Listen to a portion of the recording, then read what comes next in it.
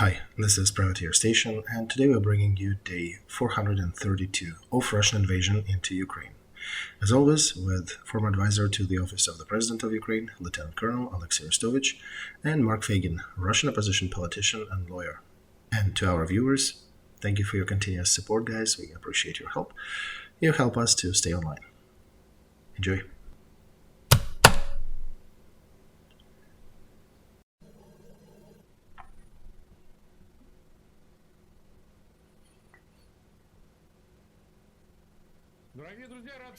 Dear friends, glad to see you all on Feygin Live.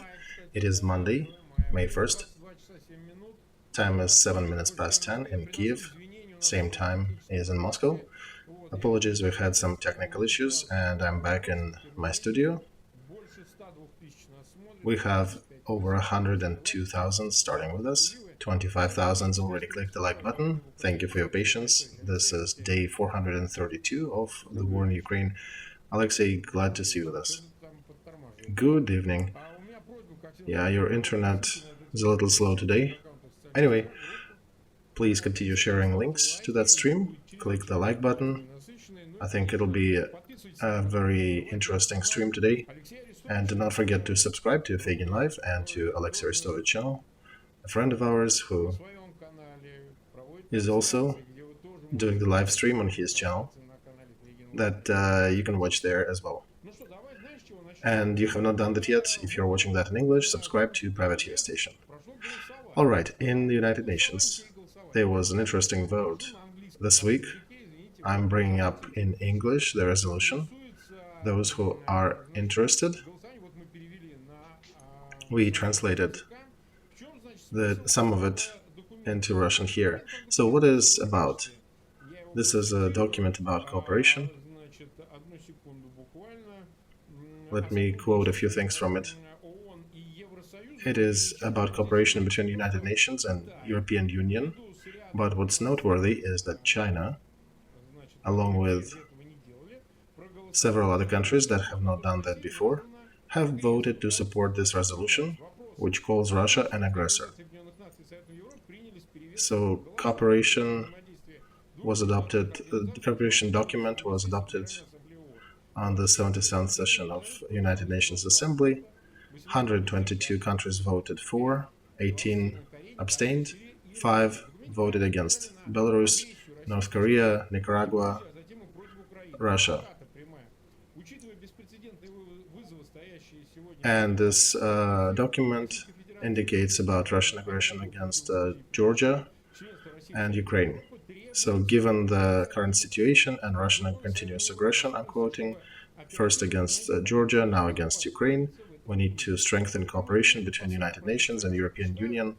This is in the body of this resolution. Those who are interested can go online and verify and read more about it. So there are many countries there. Armenia and Kazakhstan voted for it.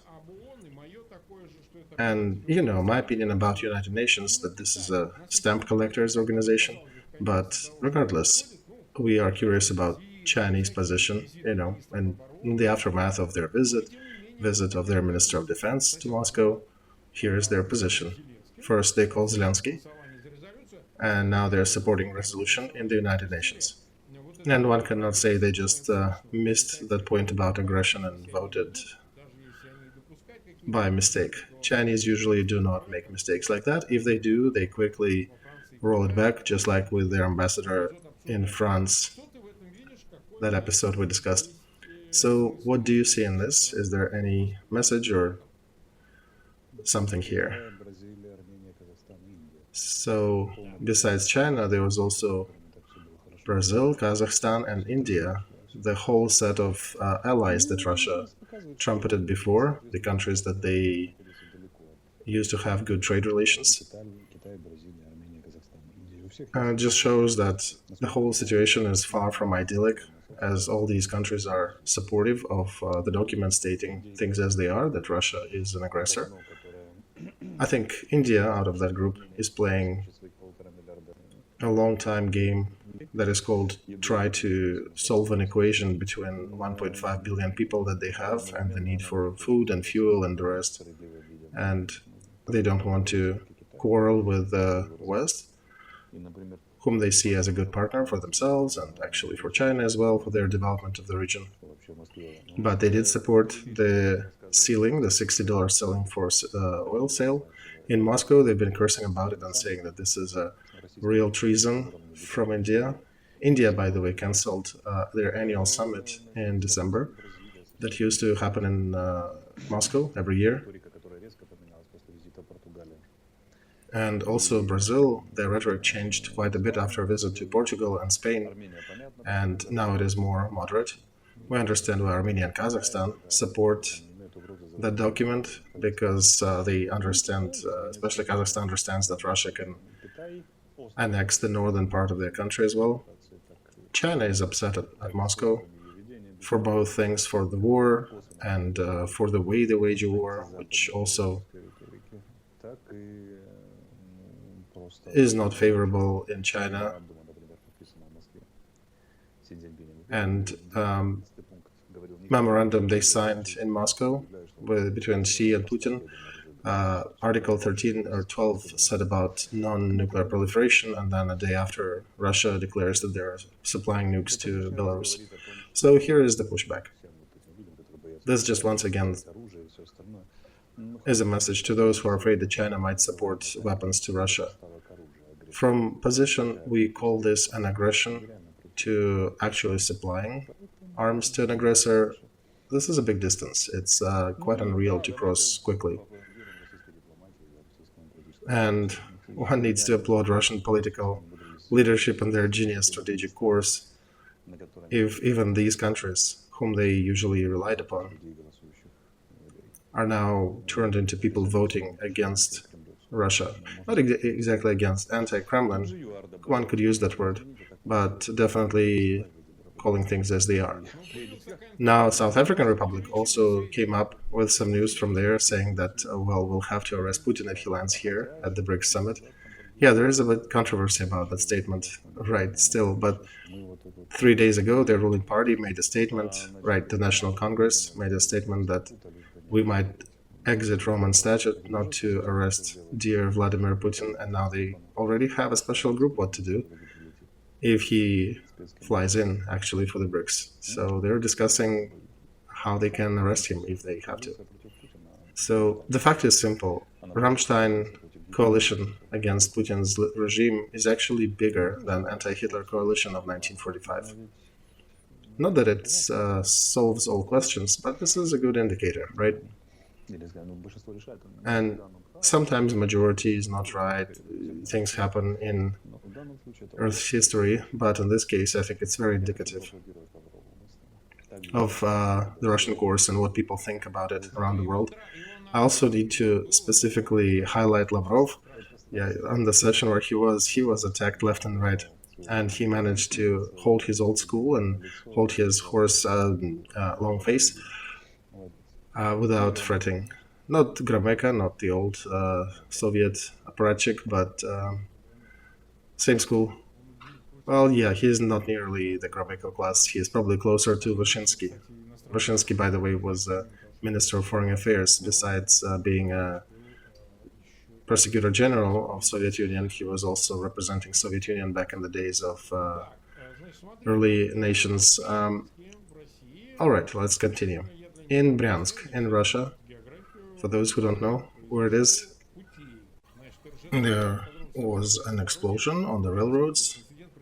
Russian railroads reporting that at 15 minutes past 10, there was an explosion, 7 rail cars were derailed, and the locomotive was set ablaze, and they sent repair trains to that location where it happened, pretty remote,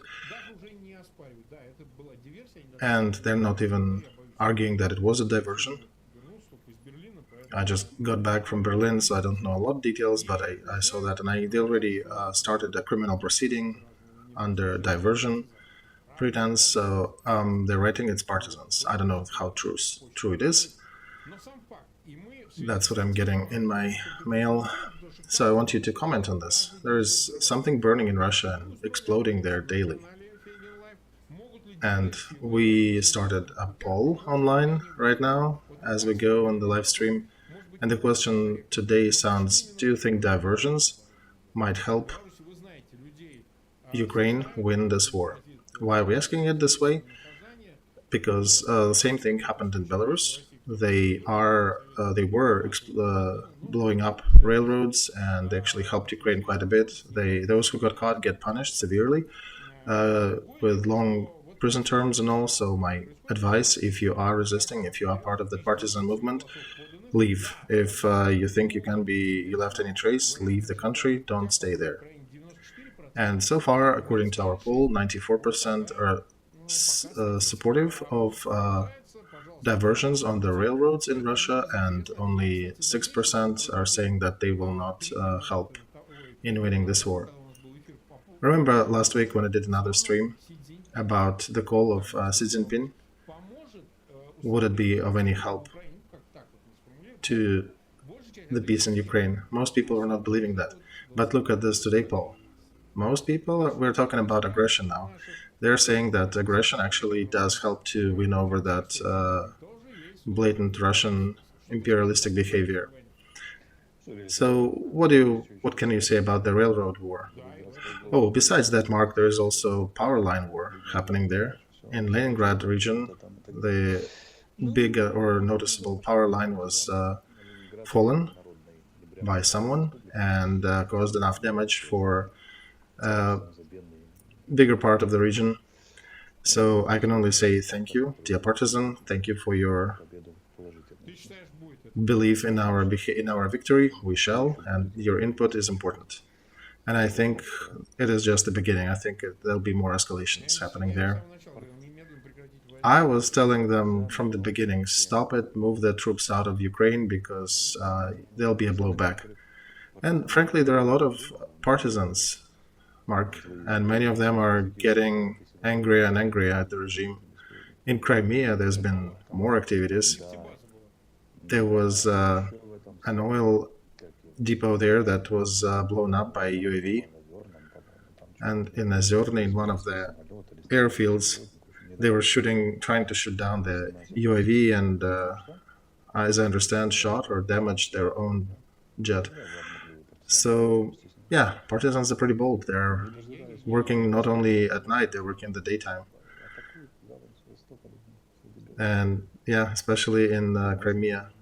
Sevastopol harbor is under attacks relentlessly. So what can happen at night? Scary to think, right? Yep, we have 204,000 with us. 64,000 click the like button. Please don't be shy, continue clicking the like so we can get to the usual 100k likes. Let's take a look at the map, what is happening there. Today we had a notable barrage, 18 missiles, 15 of them were shot down. They hit Pavlograd, and we have 34 wounded, among which are children, and also 2 women are in intensive care. Generally, our air defense systems are getting more effective, knocking on wood, but definitely working way better than before. What our specialists remarked, that was published in the open sources, that the missiles that were used today on us, they are fresh. The parts were manufactured this year. So the fact that they're using the freshest tells that they are running out of supplies. We cannot say that that'll ever completely stop shelling us until we end this war. They still will continue, but likely in spurts, in smaller spurts. So they remember how they used about 100 missiles per volley. Now it's only 20. What does it mean? Like, how does it differ from before? Well, there were a lot of jets that launched these missiles. They were up in the air, but each of them used to carry at least 6. These days, they only carry 2.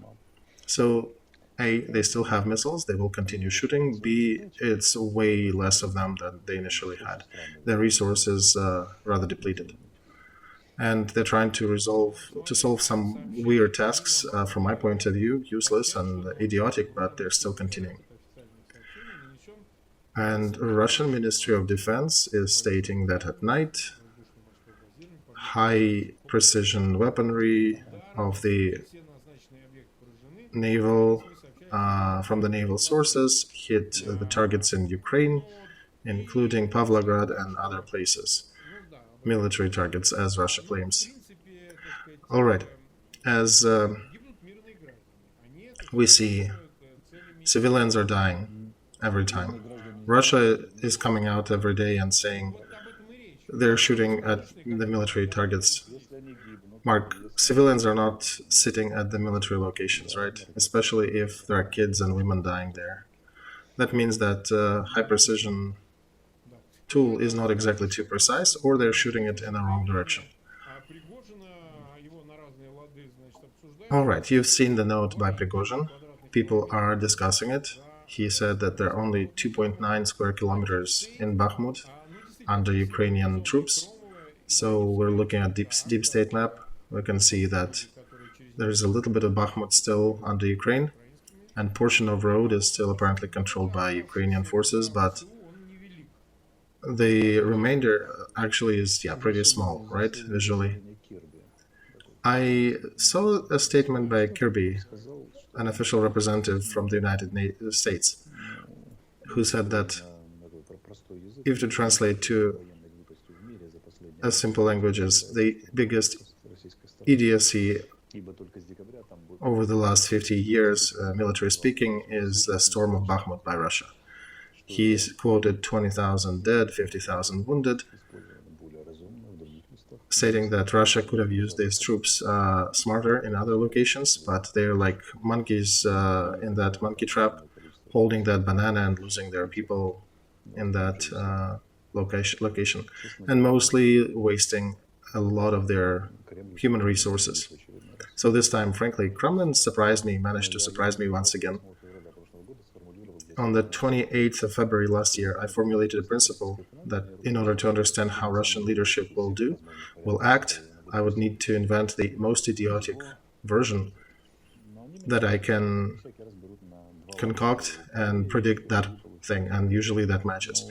But in reality, sometimes they even outbid that approach.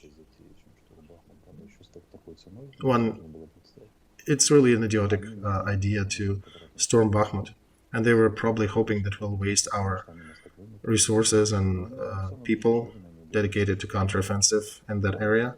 But in the very near future, they'll see that they were seriously wrong. But on their side, they've wasted up to 100,000 by different estimates. This is not idiocy, this is Bakhmutism, I guess. We can call it a new military term, Bakhmutism. This is like the highest degree of obsessed idiocy. Well, their position is they're using the resources, they are utilizing monetary support. Prigozhin is enjoying his fight there. Right, there are parties interested in making money in the war, but I would say the higher command and their top leader should understand that, in fact, this is where they are losing this war. And I wasn't concentrating too much, but according to some British analysts, Putin mentioned 17 times different military leaders. 4 times the leadership of the group, 3 times the group of paratroopers, twice the leaders of southern and central fronts, and several people were removed on the fleet, on the navy. Formally, Shoigu was replacing. So overall, during the war, he replaced about 17 people in his top command. What does it say about Putin? It says that he somewhere understands that his people are making mistakes. And he's trying to react to that. And then Bakhmut, I guess, is just another jewel in that crown of idiocy. Well, yeah, he is upset, right. He's removing some of them, but he's not removing them fully, Olexiy. He is rotating them. Lapin, Teplinsky, because remember, Lapin was their leader in the central area, central military group. Then he was removed. Then he is now the second person about the logistics for the whole front. And he was there reporting near Genichsk, where Putin or his double went to. So this is not exactly a replacement. This is more of a rotation. If he did like Stalin, when he executed the first wave and then appointed the next one, like Hitler, who was contemplating that he was too kind to his generals, he should have acted like Stalin, so that Stauffenberg's episode and others wouldn't happen.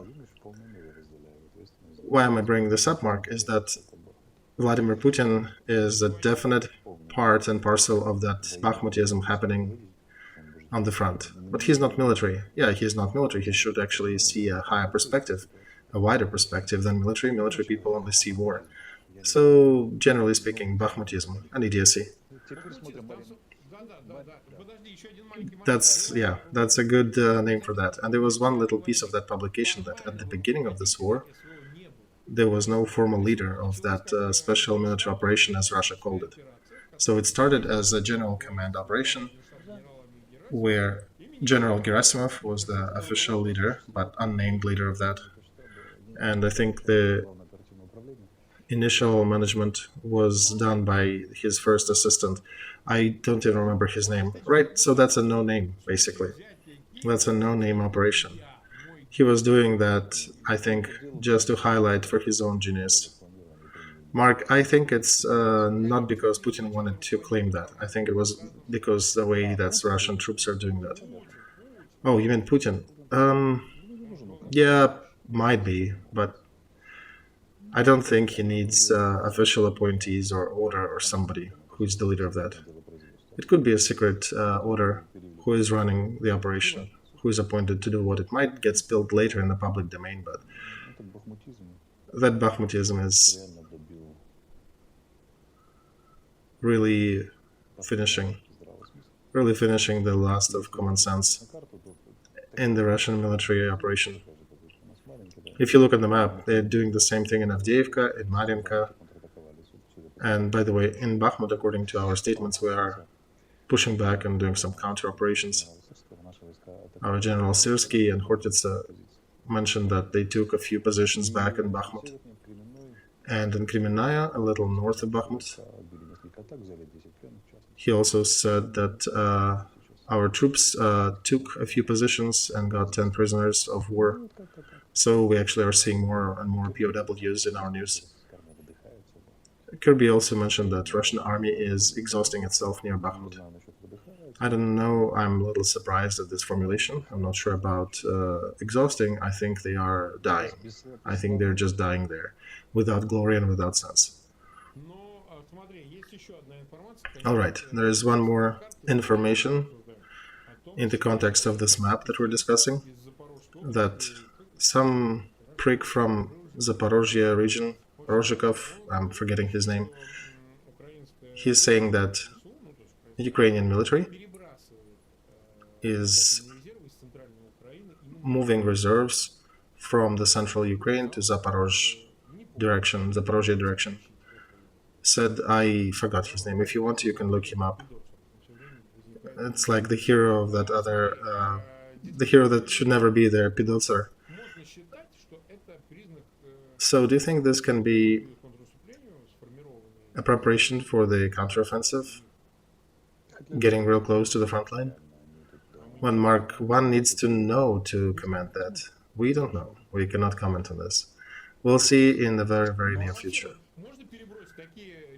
So do you think that dude was quoting about 70,000 trained soldiers moved to the front? Is it possible to move these reserves? They're saying that people are getting moved overnight. Troops are getting positioned at the dark times, so it's more difficult to trace them. Well, we'll see, Mark. The surprise operations, you could divide them into strategic, operative, and tactical. Strategic surprise are nearly impossible. Operative, you can. Tactical, definitely can. So we'll see. And they also shelled in the north us today, by the way, in the other news. Child died and several people got wounded, but right now they're saying that Also, today we shot Takmak and Mikhailova in Zaporozhye on the Russian occupied side, and our command stated that we actually hit their outpost, their commanding outpost, with several dozens of officers. So that's our response to their shellings of our civilians. That's what I wanted to say. Let's continue moving. Okay, our voting is going on. We have been doing it for about 25 minutes. The question is, can the railroad war in Russia or diversions on the railways help Ukraine to win? Yes is answered by 93%. 7% think that no. 65,000 of you participated in that poll. Don't be shy. We're just testing the temperature. How effective that measure is.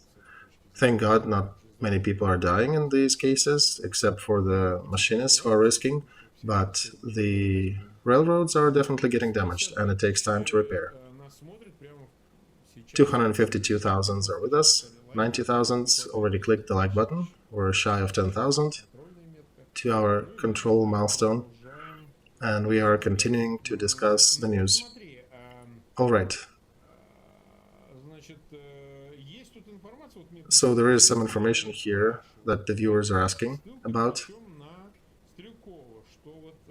with their link to Strelkov and his publications.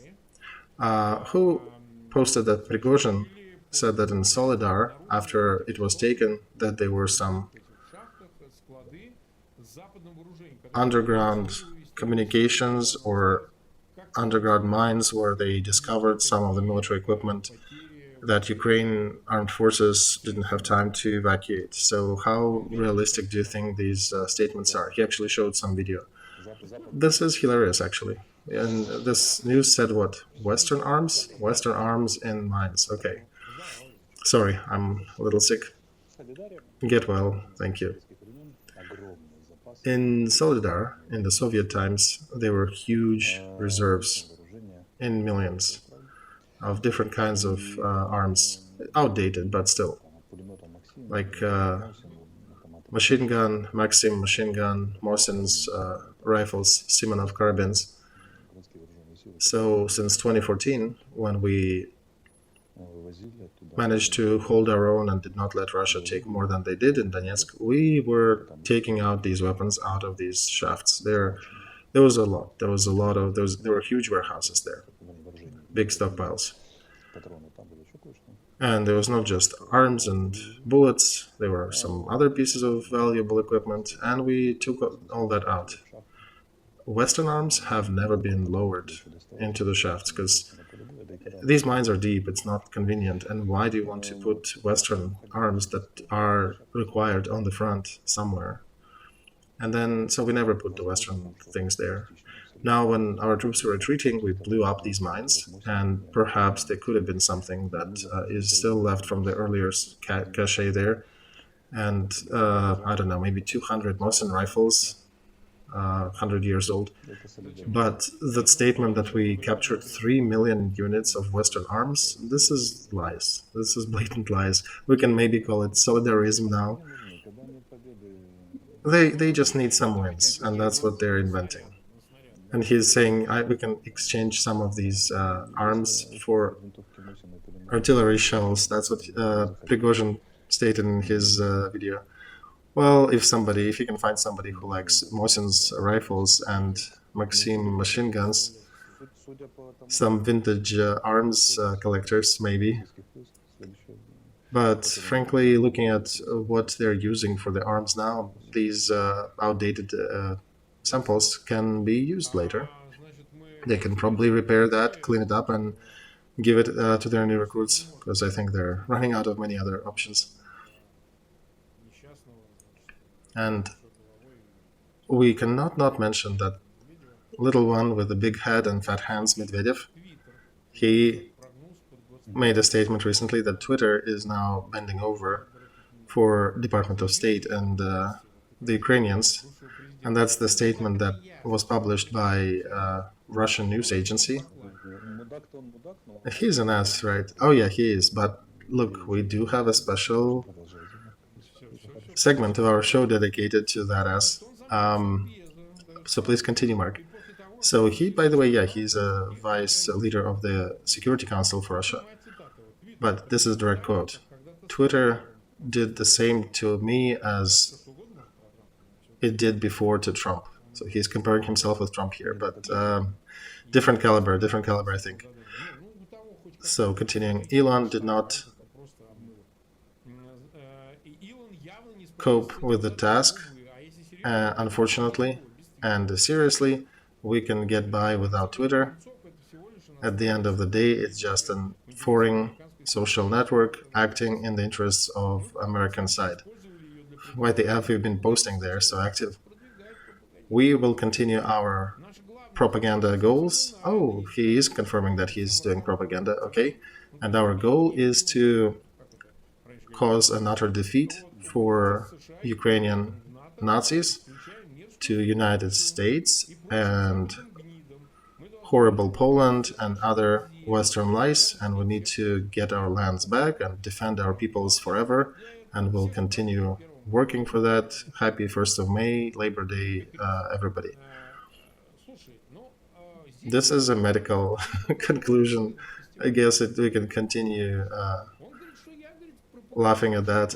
He's actually admitting that he is achieving propagandist goals here. It appears that he's, I don't know what he's carrying out there. Mark, every PSYOPs fighter, to which I think Medvedev is accounting himself for, he needs to try to understand his enemies, right? And if you're cursing your enemies with all the bad words, and if you're bad-mouthing Poland, and even got to Elon Musk, then you're not a PSYOP specialist, then you're an idiot. Because how can you affect people when you're calling them with your last words? Then the question, who is his target audience? Who was the target for that propaganda? People from the depths of Russia, from Omsk? Those who were quoting his tweets in shops and exchanging his English language tweets somewhere in the depth of Siberia? Well, I think he's working for Putin. People are saying he's working for Putin. Okay, so that propaganda specialist is Putin. Then he should be writing in German, right? Why is he writing in English? I heard Putin is not really fluent in German, by the way. It's more of a show. Well, anyway, but any version we take, Medvedev is quite mistaken. Quite mistaken in his actions.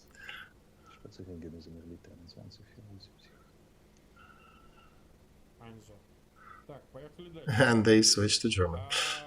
All right. So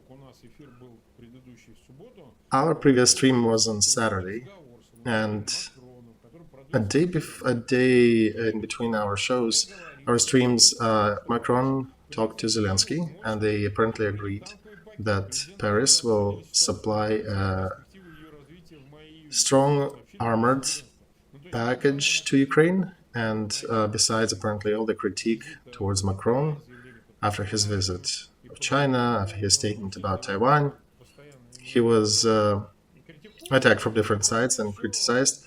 But as far as the actions go, he apparently is rather proper. He's continuous supporter of Ukraine. Just look at that.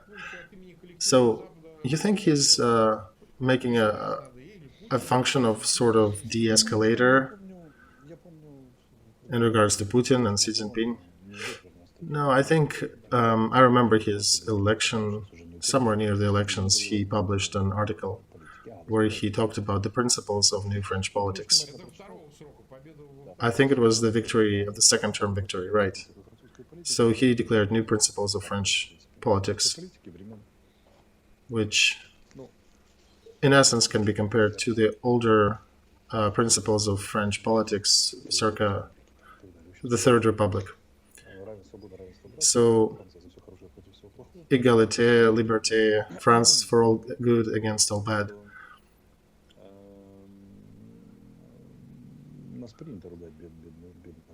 We The thing is, we often complain about Macron and about Germans, but these two countries are actually taking high ranks among support. So Germany, for example, is second in the amount of money, monetary support they sent us. They even beat United Kingdom, they're second after United States. And France were the first ones to give us artillery, and they continue delivering armored vehicles and all kinds of armor. So I think, yeah, all that critique is not exactly appropriate given the actual actions that France is doing. And he's a president, he's a legitimate president of France, so he has a right to do all the other things that he's doing with visits and statements. And they're supportive of us almost without any comments or complaints, and to what we are very thankful to the top military and political leadership of France. If we get this strong armored package in time, we'll be very thankful. By the way, Caesars reached our territory through Denmark, from Denmark, and they would not be here without French approval. So this is good. Today, by the way, Switzerland made a statement that we will not be supplying arms to Ukraine because our laws prohibit us from doing it, but we'll continue providing humanitarian aid, and we're taking a lot of refugees. And that was a big issue before, because in Jeopards they had Swiss parts, and Switzerland is also a prominent manufacturer of Jeopard ammo. Today at night they actually worked well and shot down quite a few targets. So it was difficult, but yeah, unlike that, French are supportive. French are helping. So we've been live for about 37 minutes.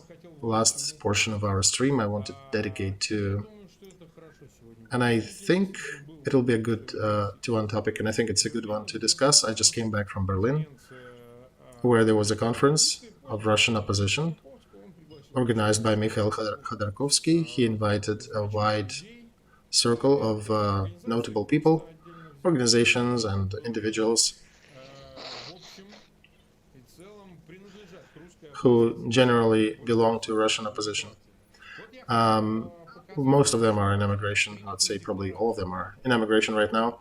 And I want to bring up the declaration they adopted. It is called Declaration of Russian Democratic Forces. There are some drawbacks on it, but they're minor. The main point of it is that the war in Ukraine is declared criminal. Russian troops need to be withdrawn from all occupied territories. And they're talking about internationally recognized borders, and they're talking that Russia needs to leave all the Ukraine territory and return to 1991 borders. Russia needs to stop realizing imperial politics inside the country and outside. Putin's regime is criminal and needs to be liquidated. We see Russia free and not attacking human rights and the rights of other countries and neighbors.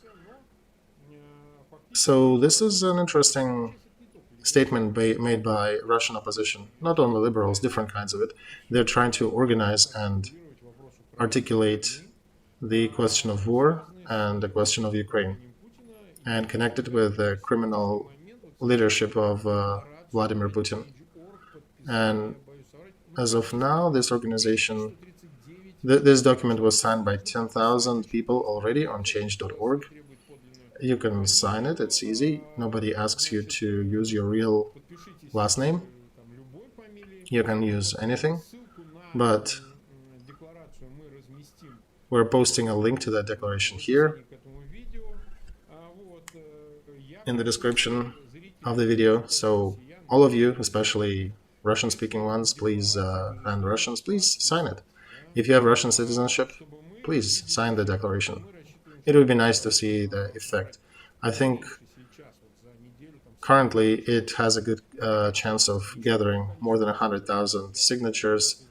Overall, it's not too big of a number even, but I ask you to comment on this document. Do you think that for the desired effect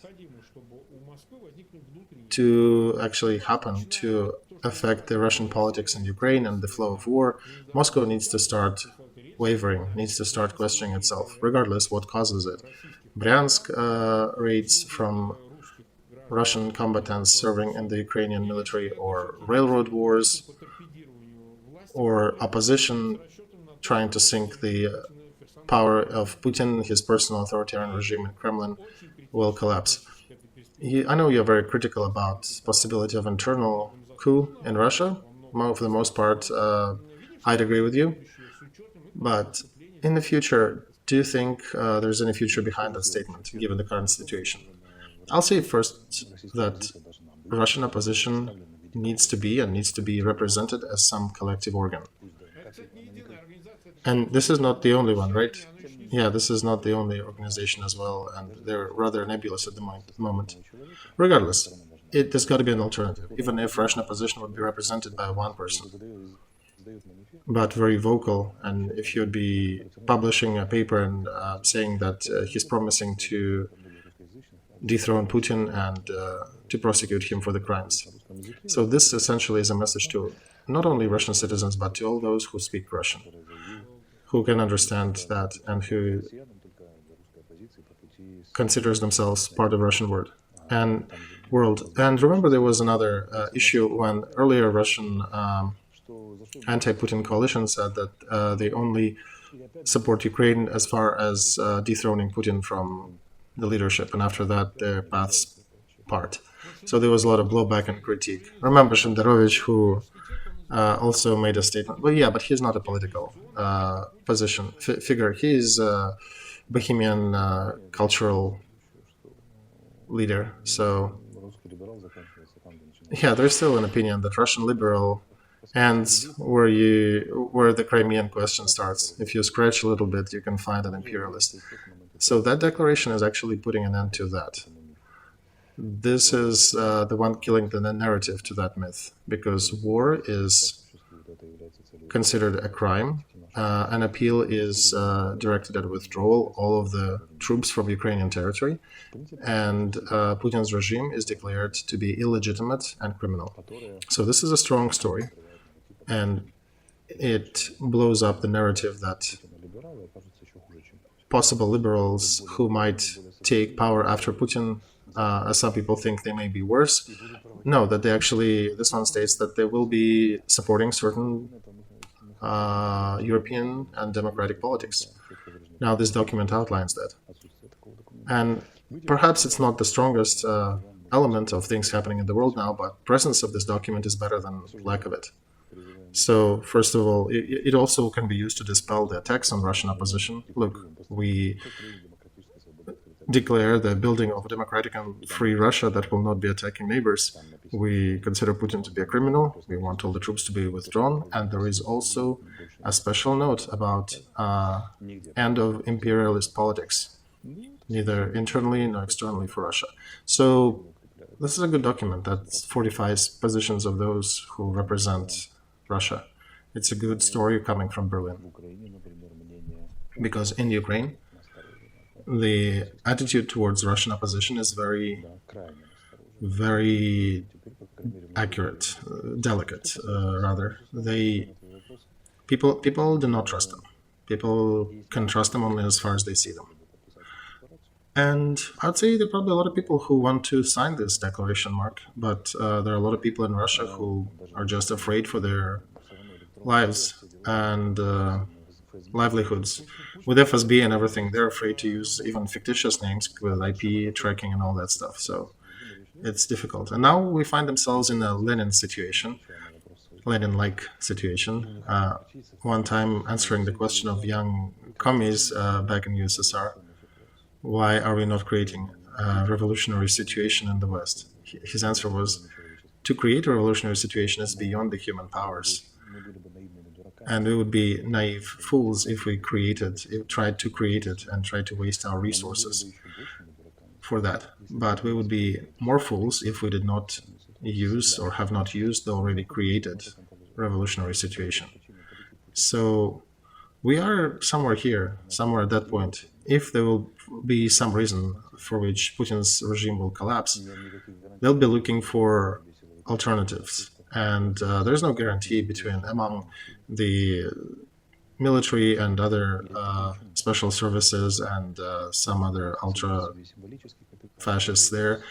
There's no guarantee that liberals will take it, but at least that's an option. At least that's a good option for them to try to be on a stage, and it will depend upon their political capabilities, especially in the conditions of a big Russian internal crisis, which might follow after successful operation of the Ukrainian forces, especially after Crimea will collapse, which is definitely a jewel in Putin's crown, and it will cause a certain shock and the change of international rhetoric from Russia. So that may cause an internal crisis. And the fact that they will negotiate with Khodorkovsky, including their power figures and other people in power in Russia, both military, special ops, and others. I'm not just thinking they'll negotiate with Khodorkovsky, they'll include him in their conversations. I know they will, because he's a definite leader. Because remaining Putin in power, his regime in any capacity, it'll mean the second war. One way or another, it'll come back to the same problem, and they'll come back again, and the war will continue. And right now, they're stifling out any pretense to political liberties in Russia under Putin's regime. So there's quite a bit of people tired of it. So I have a question, Olexiy. Do you think we can do a three-way stream with Khodorkovsky? Yeah, of course, if he will be willing to do that. I'll talk to him. It'll be interesting to at least discuss these possibilities. That'll be interesting. Sure, yeah, I'll be open to talk to him. Because that declaration, the way I see that, Olexiy, is not only about Putin and his removal of his authoritarian regime. It also addresses the question of reparation. There is the word compensation involved, and the imperialist question. Yes, Mark. This is a very strong statement. Russian opposition was being criticized for the lack of such statement up until today, because once in a while they would slip a thing about poor boys beating the conscripts who are dying at the front. Even the opposition's me had these weird slips in their media. Or perhaps it was their editorial politics towards their audience. But in any case, I'd welcome the discussion.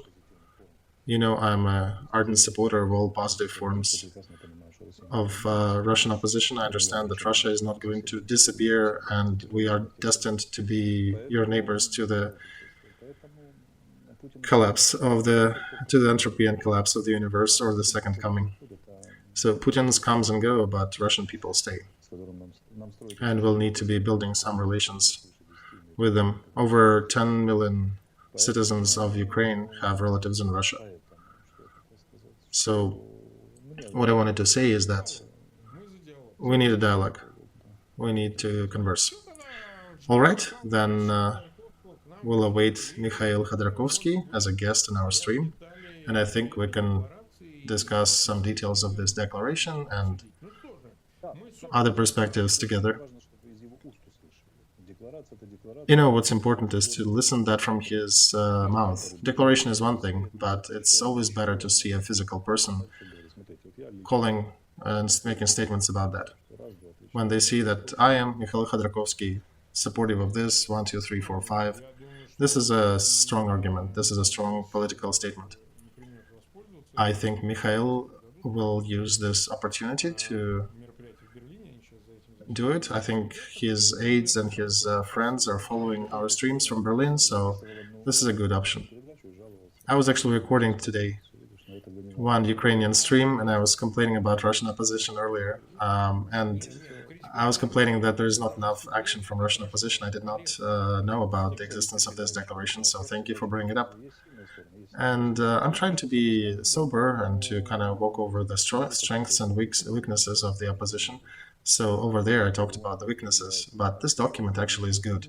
This is an antithesis of what I was criticizing. This document is perfect in this regard. I read it very carefully, and it does touch upon the imperial behavior of Russia. So this is a valuable declaration. All right, we've been live for about 15 minutes. 265,000 are watching us right now. Over 110,000. Click the like button. Mark, I have over 40,000 on my channel. See, that's the progress. That's good. We'll see what happens when we'll review counteroffensive. I think the numbers will go through the roof again. So as the result of the poll, let me conclude that. Will the diversions and railroad war in Russia help the war in Ukraine? Will it help Ukraine win? Yes. Clicked by 93%. No, 7%. About 70,000 of you voted. So diversions will be, right? Oh yeah, I'll let the partisans make their conclusions. I think that among people who voted, there would be some railroad enthusiast, right? Okay, yeah, I think they were voting. See you Wednesday, as usual, at 10 p.m. Kiev time. Thank you, dear viewers. Subscribe to Feygin Live, Olexiy Arestovych, and the Privateer Station. See you later. Till Wednesday.